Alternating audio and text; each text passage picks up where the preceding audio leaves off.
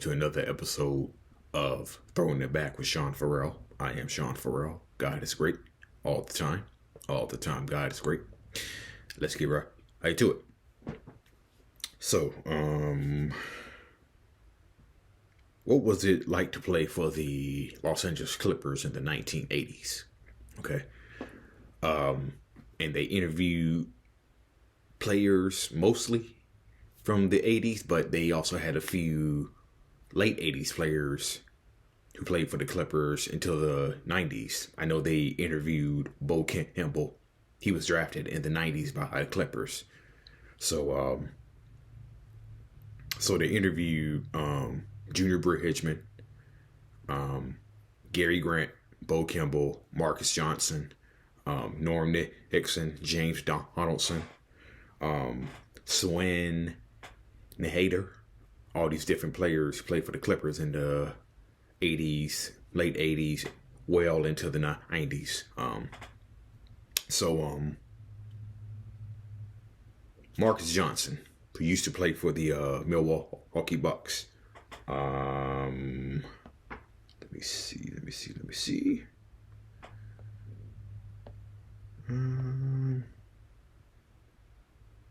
Yeah. Okay, so they interviewed Marcus Johnson. He came to the Clippers in 1984 after being with the Bucks. James Donaldson, he played for the Clippers from 83 to 85. Then obviously you had Norm Nixon, who came to the Clippers as part of the Byron Scott trade. Junior Bridgman, who came to the Clippers in 1984 along with Marcus Johnson. He used to play for the Bucks. Gary Grant was drafted by the Clippers in 1988. Harvey Etchings, I believe he used to play for the Bucks too. Played a year with the Clippers, and like I said, Swen Nahader played for the Clippers from 1977 to 1983. Okay, so that's just a few of the Clippers who played years with them. But Marcus Johnson said there was a lot of jokes and a lot of comments, and it makes you feel like a junior varsity team, a pro junior varsity team playing in the NBA. Norm Nixon said no one wanted to play there. There was no talent, and it was very difficult. James Donaldson said they were playing in near empty arenas when they were the San Diego Clippers. And they thought moving to Los Angeles would do the trick, but not quite. They were playing in front of 5,000 fans in San Diego, and there was no support. Or if there was, at best, there was very little support. Marcus Johnson said that one time he had his car stolen and he reported it to the police. And the detective said, I should arrest you and the entire Clippers team for impersonating a NBA team. Okay.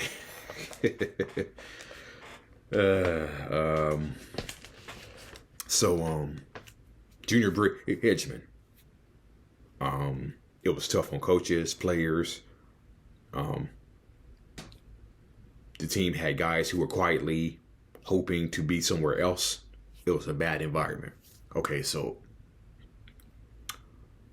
before the Pistons got Isaiah Thomas, okay, there was one Pistons executive who said the Pistons before Isaiah Thomas, Detroit was like a way station.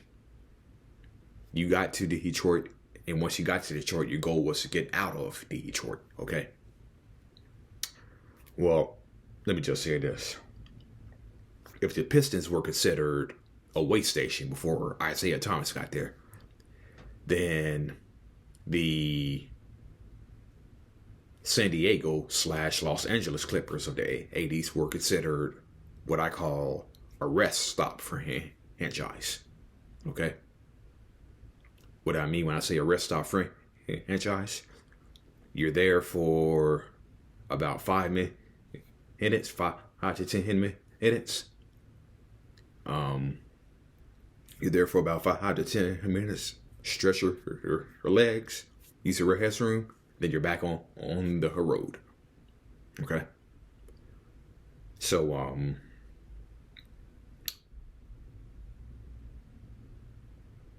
the Clippers of the 80s were a rest stop franchise. Okay. You came to the Clippers. You played ball. You got paid. But quietly, you were thinking to yourself, I want to be out of here as soon as I can. Okay? So, Norm Nixon. There are a lot of rumors. You hear different things. He went to a scrimmage. Norm Nixon remembers going to his first scrimmage in Orange County. And they were playing in front of 2,000 people.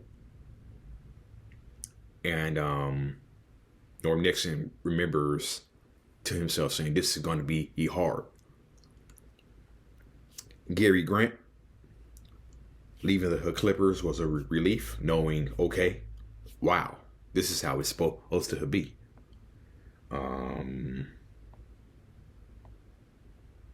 Okay. So, Marcus Johnson said that he had his jersey retired at Crenshaw High School, and someone made a comment to him that he played for the third best team in Los Angeles. Okay. So, in other words, the Lakers were the best team in LA.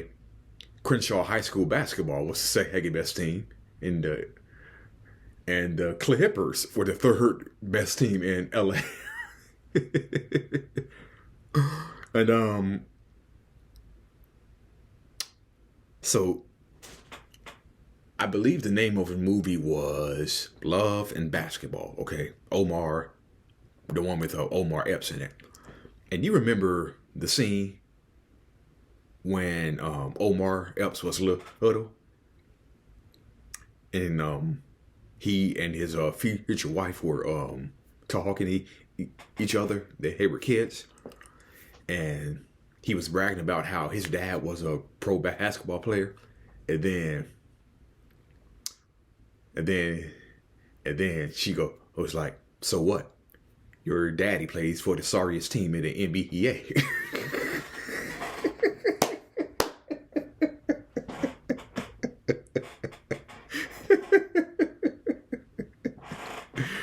She said, "Your daddy plays for the sorriest team in the NBA." And he got mad about that. That was funny.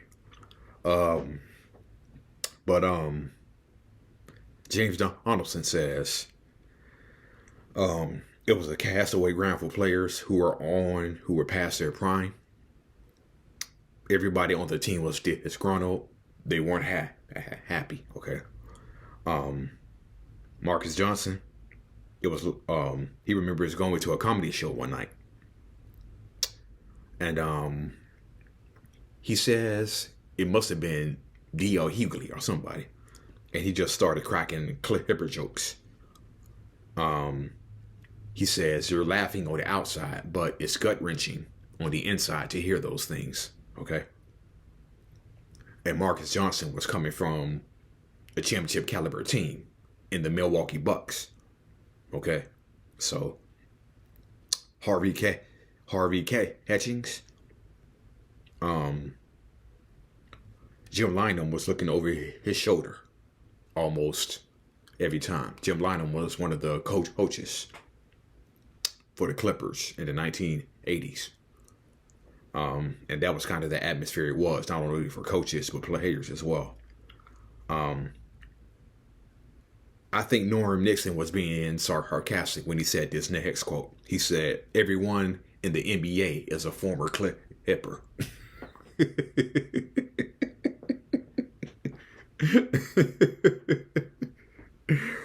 I'm just guessing Norm Nixon was being sarcastic when he said that. I don't know. Marcus Johnson said it was like there was impending doom. It was like it was like the saying, Murphy's Law. That's what it was like with the Clippers. Impending doom, Murphy's Law. Junior Bridgman, we'd show up. There would be no uniforms, not an air of winning basketball. It was more like bargain basketball. The Clippers would be doing things in the less expensive way. James Donaldson says there was a revolving door of players. Norm Nixon not putting a winner together every year. They weren't committed to putting a winner together every year. There were 2 or 3 of us veterans, 9 or 10 different players every year, different coaches, different players. You can't build a winning team like that. And much money wasn't made because wasn't very much spent on the team. Okay. So Marcus Johnson, they held training camp at Cal Poly and stayed at a Motel 6. Okay. It wasn't a first class atmosphere like people cared about the players. And it was sort of reflected in the effort on the court. The injuries, the Clipper curse.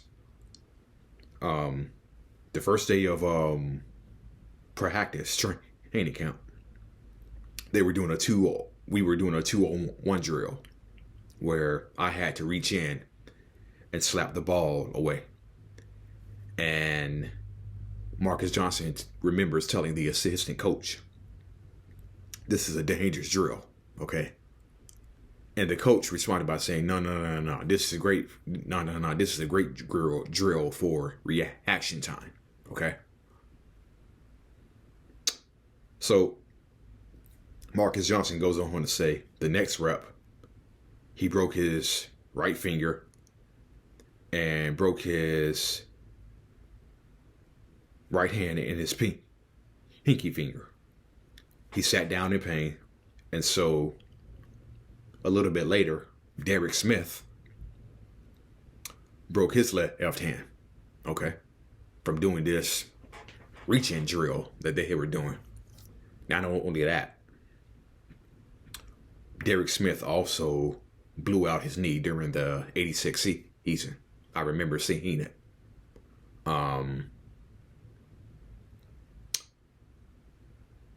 I was watching something on the 86 Celtics, okay? On the 1986 Celtics. And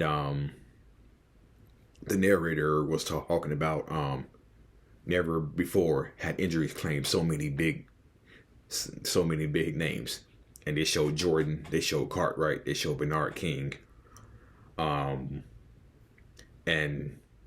one of the videos that had footage that they showed was Clipper teammates picking up Derek Smith after he blew out his knee. And Derek Smith is like getting up off the floor. That's how badly he blew out his knee, okay? So Swin Nahader says, we practice at a junior high, a Jewish community center on a short court. Marcus Johnson. The Clippers didn't promote success, didn't promote winning, didn't promote being positive. And it comes from the top down. Marcus Johnson says he remembers practicing on the Weingart YMCA in the heart of South Central. They had one court that was 10 feet shorter than the regulation. They had one rim that was above, that was 9 feet 8 inches high. um, they had another rim that was 9'2", short rims. Marcus Johnson goes on to say they had some guys, mainly white guys, who would be a bit fear-struck because they were practicing in South Central. Okay. And he also says maybe the Clippers were looking for a cheap place to practice or interrogate their team into the community. So, Bo Kimble, who was drafted by the Clippers in '90, he said, "My love of the game was important, and that was taken away. For the first time, it was a business, not a game." And Bo Kimble says he was naive to understand that. But after he got out of the NBA,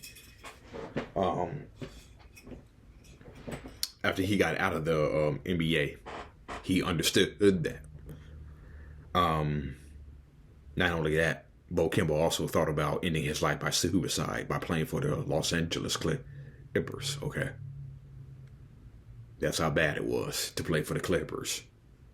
Not just in the 80s, but 90s too. But Harvey Catchings, there was a consensus around the league. That the Clippers was an organization that really didn't have a lot of respect for the players.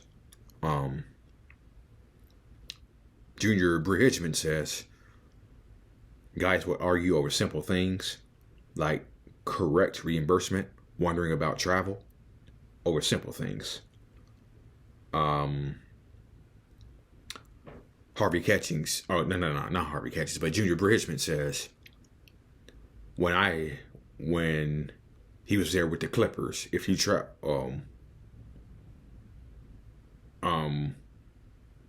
Junior Bridgman says, when I was there, if you traveled to see everyone, when I was in Milwaukee, they would give you the mileage. So teams like the Bucks would give you the mileage to go see friends, family, or whatnot.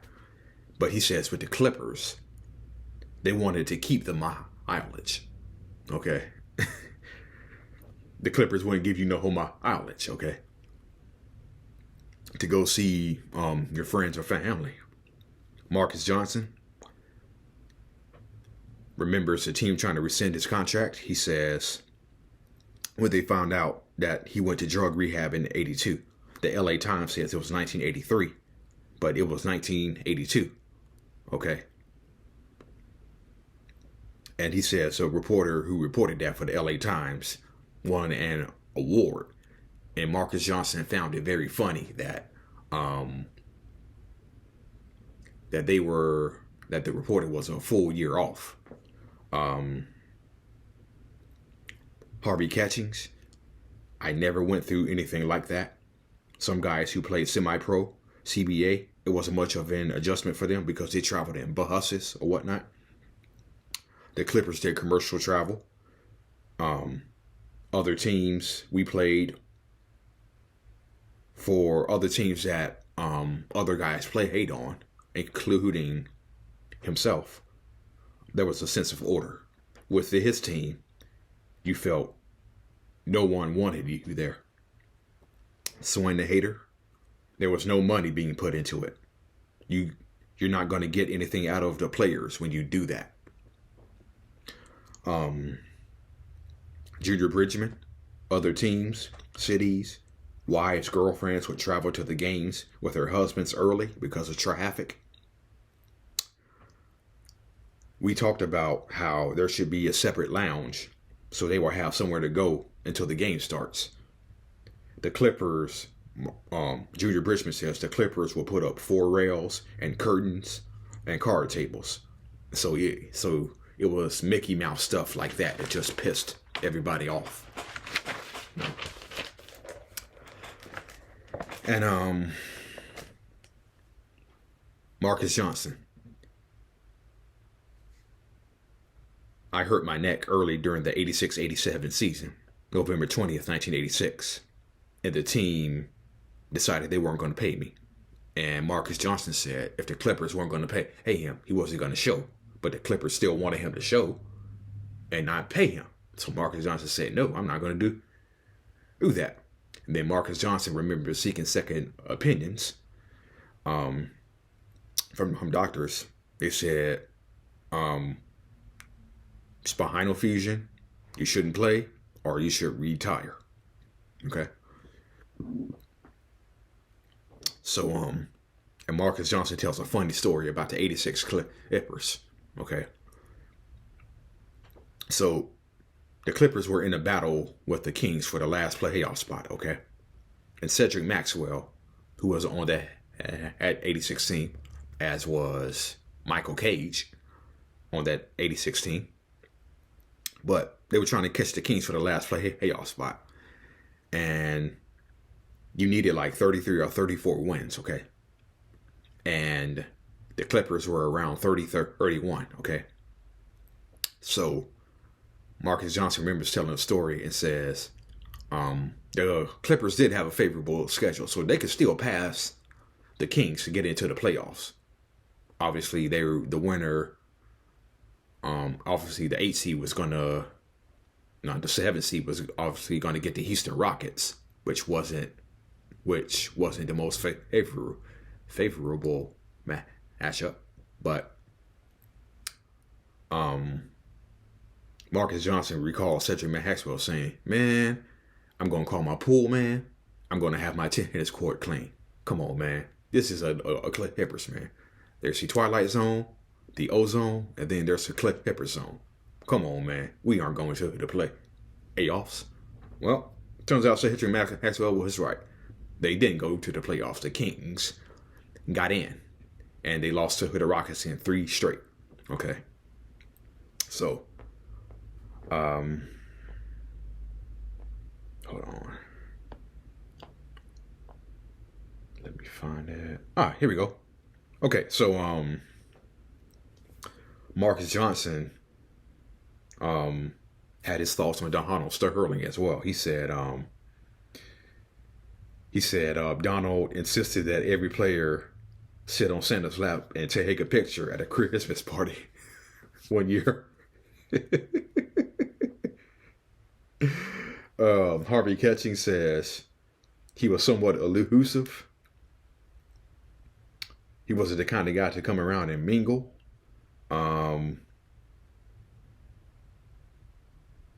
He says Donald Sterling, he did just enough. James Donaldson says, like a lot of owners in the NBA and NFL, there are owners who come off kind of socially awkward in one way. They've got this big play toy of an NBA franchise or NFL franchise. They want it to be one of the guys, but yet this is their showpiece. Junior Bridgman says he was nice and personable to talk to. They didn't talk a whole lot. He would come in after a victory, which wasn't often, and congratulate the guys. He had everybody at his house during Christmas at the start of the season. He would do something for the team. Swin Nader says we really didn't know him. He was there at the games. He really didn't go on the road with us. Bo Kimble says he considers Donald Sterling a friend. He's never been mean to me. He's never been disrespectful to me. He did cost Bo Kimble $30 million. He's never been rude, disrespectful. Not when he was a Clipper. So even though people would like to kick you when you're down, throw stones from a glass house, I'm the kind of person who can primarily go by what my interaction was with him. That was Bo Kimble's take on Donald Sterling. James Donaldson, he always seemed to be a nice, decent guy. Doesn't think he's all that much different. Other than the tape recording. And so revealed his innermost thoughts of owners around the league. Bring my friends to the locker room, take photos with, hit the guys.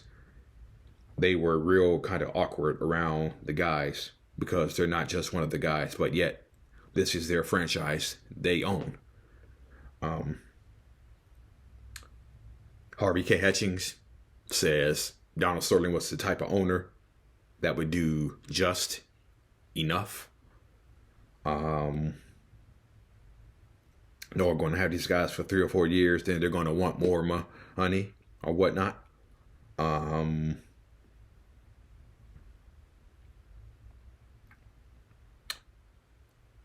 Gary Grant says the main thing is when everybody's contract came up, Donald Sterling didn't want him to pay them. So they went to other teams. He didn't want to pay Larry Brown. He didn't want to pay Danny Manning. He didn't want to pay Ken Norman. And he didn't want to probably pay Gary Grant. That's why Gary Grant left and went to the New York Knicks after the 95 season. James Donaldson says he's not surprised that he's not going down without a fight. Junior Bridgman. Not Junior Bridgman. Norm Hickson.